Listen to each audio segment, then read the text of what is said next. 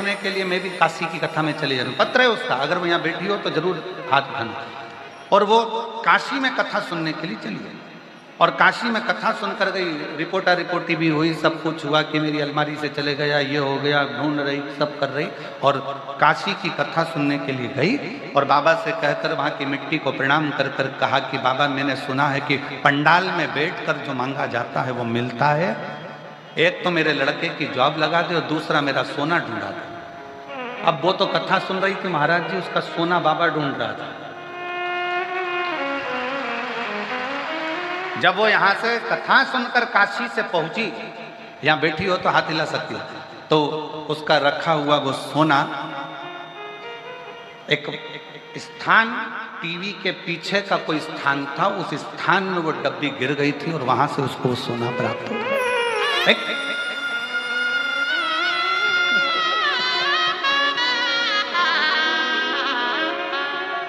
शिव तत्व इसी को कहते हैं। अब वो पत्र ढूंढेंगे, थोड़ा समय लगेगा, तो वो अगर बैठी हो तो बेलपत्र लेने के लिए आ सकते हैं। शिव तत्व इसी को कहते हैं। आपका विश्वास, आपका भरोसा, आप आए हो इतनी संख्या में, लाखों की संख्या में शिव महापुराण की कथा को श्रवण करने के लिए पहुंचे हो।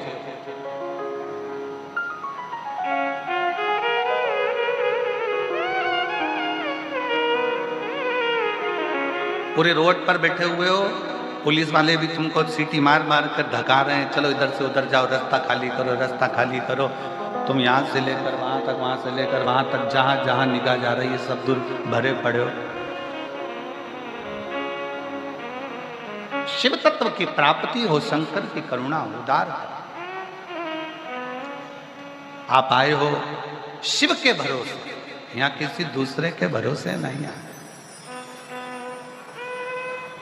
इतने भरचक मेले में, कुंभ के मेले में जब तुम आ रही होगी ना, आ रहे होगे ना मेरे जीजाओं, मेरी जीजियों, मेरी बेटियों बेटाओं, तो घर के लोग भी कह रहे होंगे पागल हो गई। टीवी खोल के देखो कितनी भीड़ बढ़ रही है, ट्रैफिक पूरा जाम पड़ा हुआ है, रोड पर गाड़ियां खड़ी हुई है, 36-36 घंटे में, 24-24 घंटे में लोग पहुंच रहे हो, तुम कह रही हो कि कथा में जा रही हो।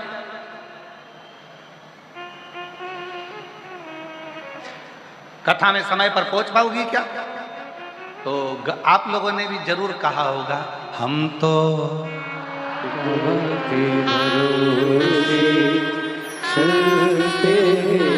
हम तो चलते, ये दुनिया वाले जलते हैं, ये दुनिया वाले जलते हैं, डमरू वाले के भरोसे चलते हैं, काशी वाले के भरोसे चलते। हम उसके आश्रित होकर चलते पहुंचे। लक्ष्य था तुम्हारा कथा सुनना, इसलिए तुम पहुंचे। आज हम अनाउंसमेंट सुन रहे थे, सरकार अनाउंसमेंट कर रही थी, प्रशासन, कि आज 10 नंबर का पीपा पुल का रास्ता खोल दिया गया है जो झूसी से आता जाता है। तो आशीष हमसे पूछ रहे थे, गुरुजी कथा होते होते सारे पुल खुल गए, सारे रास्ते खुल गए। हमने कहा शिव पुराण है ही ऐसी, सबके रास्ते खोल देती है। अनाउंस हो रहा था महाराज जी, सवेरे से अनाउंस हो रहा था, 10 नंबर का पीपा पुल का रास्ता यात्रियों के लिए जोशी से जाने वाला खोल दिया गया है। हमने कहा वाह, कितने रास्ते खुलते चले जा रहे हैं। बस जब ये रास्ते खुल सकते हैं तो निश्चित है थोड़ा इंतजार करना, जिंदगी के सारे रास्ते खुल सकते हैं।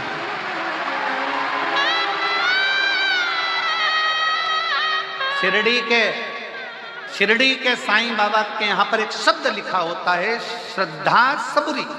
सब्र रखो, थोड़ा धैर्य रखो, सब हो। थोड़ा सब्र रखना पड़ेगा। हम बच्चे पढ़ाई करते हैं, 10th और 12th की एग्जाम चालू होने वाली है, परीक्षाएं चालू होने वाली है। मेरा बच्चों से निवेदन है, हिम्मत मत हारना। तुमने साल भर पढ़ाई करी है। कंपटीशन एग्जाम देने वाले बच्चों से निवेदन है, हिम्मत मत हारना। तुमने साल भर पढ़ाई करी है, चिंता मत करना, खूब दिल से पढ़ाई करना, खूब दिल से पढ़ाई करना। प्रयास तुम्हारे हाथ में है। और प्रमाण पत्र देना उसके हाथ में है। तुम तैयारी। और मेरे बच्चे, बेटा बेटियां 10th और 12th में पढ़ने वाले जितने बच्चे हैं, माइंड में ये लेकर मत आना कि रिजल्ट अच्छा आएगा कि नहीं आएगा। अगर तुम्हारा विश्वास पक्का है, तुमने अच्छा दिल लगाकर रात दिन एक कर पढ़ा है, तो किसी के पिता में भी सामर्थ्यता नहीं है कि कोई तुम्हें फेल कर दे, तुम उत्तीर्ण होकर ही जाओगे। आश्रित शिव के होकर भगवान शंकर की भक्ति करते हुए, भजन करते हुए, स्मरण करते हुए अपना अध्ययन करो। भगवान महेश माता उमा जी से कहते हैं कि 4 चीजें मेरे को भजने वाले को मैं दे देता हूं। पहले नंबर पर उसकी आयु बढ़ा देता हूं, दूसरे नंबर पर उसको विद्या बुद्धि दे देता हूं। मैंने उसको विद्या बुद्धि दे दी। तीसरे नंबर पर भगवान शंकर कहते हैं मैं उसका दुनिया में यश बढ़ा देता हूं। जो मुझे भजता है उसका नाम पूरी दुनिया में करा देता हूं, उसका यश बढ़ाता हूं। जो शंकर को भजेगा, शंकर का स्मरण करेगा, शंकर के नाम का स्मरण करेगा, शिव भक्ति में रमेगा, उसके यश को बढ़ाने का काम भी शिव करते हैं। वो कहते हैं ना, तुम उसके मंदिर में जाते समय एक लोटा जल संभालो, वो तुम्हारा कल संभाल लेगा, क्योंकि वो काल अधिपति महाकाल है। तुम मंदिर में जाते समय एक लोटा जल संभालो, वो तुम्हारा कल संभालेगा। तुम एक लोटा जल संभालो, वो तुम्हारा घर संभाल लेगा। तुम एक लोटा जल संभालो, वो तुम्हारी जिंदगी संभाल लेगा। बस अपनी लगन, अपनी मेहनत के साथ में पढ़ते हुए, अध्ययन करते हुए, 4 चौगुनी मेहनत करते हुए, शंकर पर भरोसा कर बढ़ते चलते बढ़ो।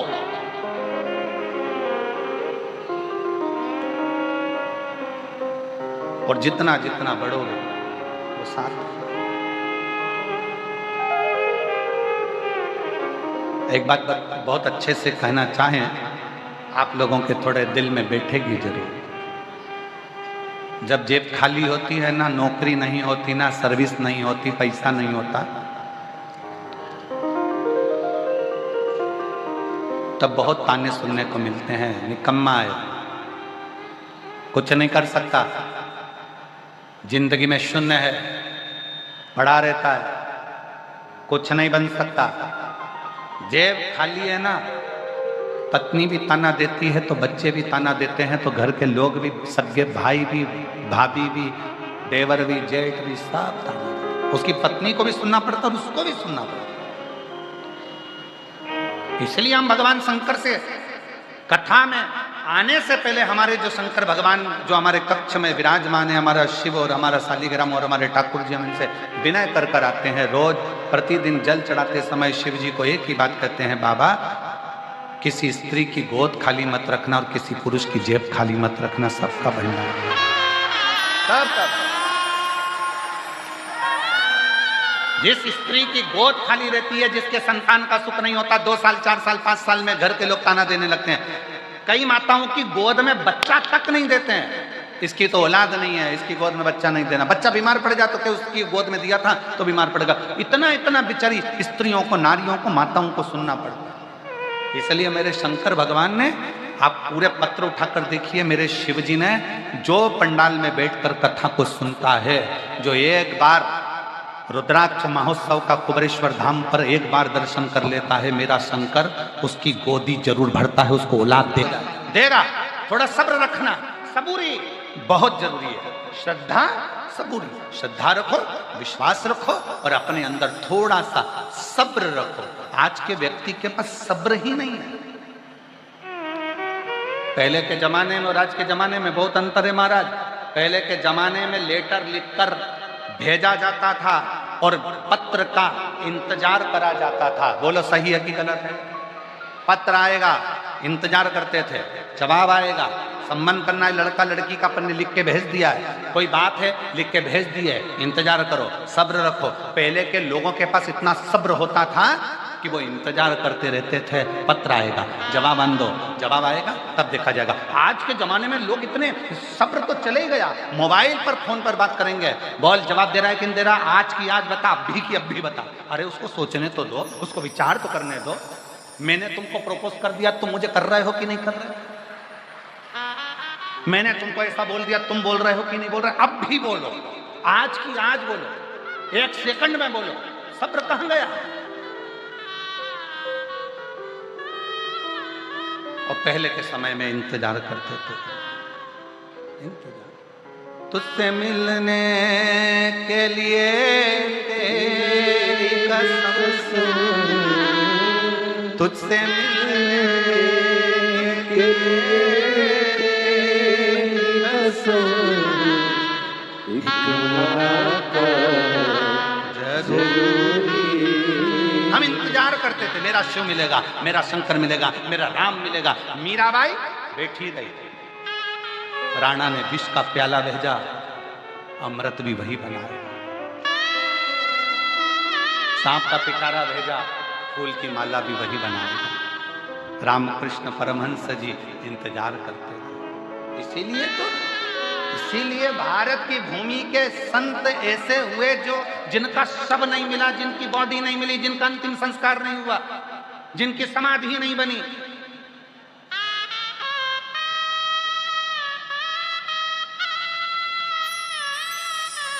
भारत की भूमि के 4 संत ऐसे हैं जिनकी समाधि नहीं है। भारत की भूमि के 4 संत ऐसे हैं जिनका अंतिम संस्कार नहीं हुआ। भारत की भूमि के 4 संत ऐसे हैं जिनका कोई अंतिम संस्कार नहीं, कोई समाधि नहीं। भारत की भूमि के वो 4 संत में पहले नंबर पर मीराबाई है। मीरा द्वारकाधीश के मंदिर में खड़ी होकर कहती है, मेरे गांव के लोगों ने धक्के मार कर निकाल दिया था, मैं जाना नहीं चाहती द्वारकानाथ।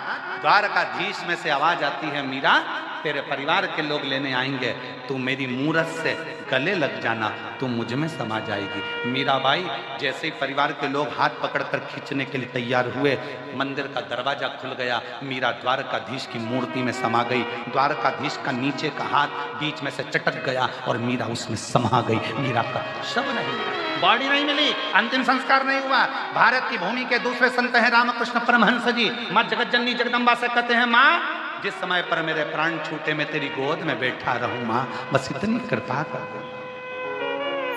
भारत की भूमि के दूसरे संत रामकृष्ण परमहंस जगदम्बा में समा गए।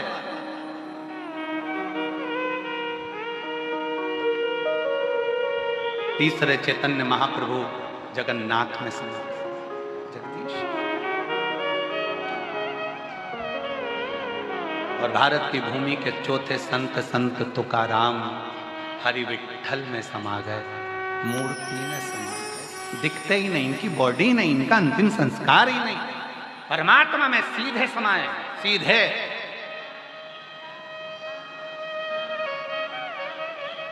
दुनिया के लोगों को लगता है द्वारकानाथ में कैसे समझ सकते, पाषाण की मूर्ति में कैसे समझ सकते हैं? अगर दिल से पुकारा जाए, थोड़ी सब्र रखो, थोड़ी सब्र, थोड़ा इंतजार करो। आप तो तुरंत, मैंने पहले के समय में कितनी सब्र थी, पत्र भेजते थे, 15 दिन में डाकिया लेकर आता था, पत्र का इंतजार करते थे। पोस्टमैन को देखने के लिए दरवाजे पर जाकर मेरी जीजियां सिर पे पल्लू लेकर खड़ी हो जाती थी, मेरे पापा का पत्र आएगा, मेरी मम्मी ने कुछ लिखा होगा, मेरे भैया ने पत्र भेजा होगा, पत्र का इंतजार होता था। आज नहीं आया, कल आएगा, कल नहीं आया, परसों आएगा, परसों नहीं आएगा, नरसों आएगा। भगवान की कथा कहती है, माँ अम्बा सबरी को भी मातंग बाबा ने कह दिया, तू इंतजार करती रहना, हिम्मत मत हारना, राम को तेरे दरवाजे आना ही पड़ेगा। और वो इंतजार करती रही, राम वो इंतजार करती रही, राम जी थोड़ा इंतजार तो करो। हम इंतजार ही नहीं कर रहे, हमने तो एक माला लेके बैठ गए, राम राम राम जपते जपते जपते अपन ने सोच लिया 2 बार जप लिया, 5 बार जप लिया, राम जी तो आया ही नहीं। राम जी को छोड़ो, हनुमान पकड़ो, हनुमान को छोड़ो, शंकर पकड़ो, शंकर को छोड़ो, देवी पकड़ो, देवता पकड़ो, पकड़ते सबको पकड़ते रहे, पर भगवान नहीं आया, क्योंकि तुम विश्वास के साथ में थोड़ा सब्र नहीं कर पाए, तुम इंतजार नहीं कर पाए। 1 कथा सुनी, 2 कथा सुनी, 3 कथा सुनी, 4 कथा सुनी, 1 बार पशुपति व्रत करा, 2 बार करा, 3 बार करा, नहीं हुआ, थोड़ा सब्र रखना। 1 बार सफेद आंकड़े की जड़ बांधी, 2 बार बांधी, इंतजार करना, हारना मत हिम्मत। उसके दरवाजे पर जाकर कहते रहना, तेरा दरवाजा नहीं छोड़ूंगी जब तक तू मेरी गोदी में लाल नहीं दे देता, मैं तुझे छोड़ने वाली हूं।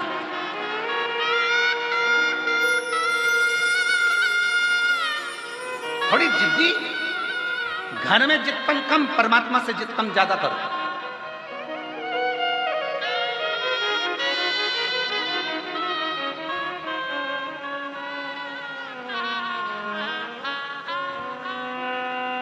परमात्मा से जितना ज्यादा, घर में जितना थोड़ा कम, परमात्मा के सम्मुख में जिद्दी बनो ना, परमात्मा के सम्मुख। शिव कथा करे, भगवान शंकर का संवाद कर रहा है।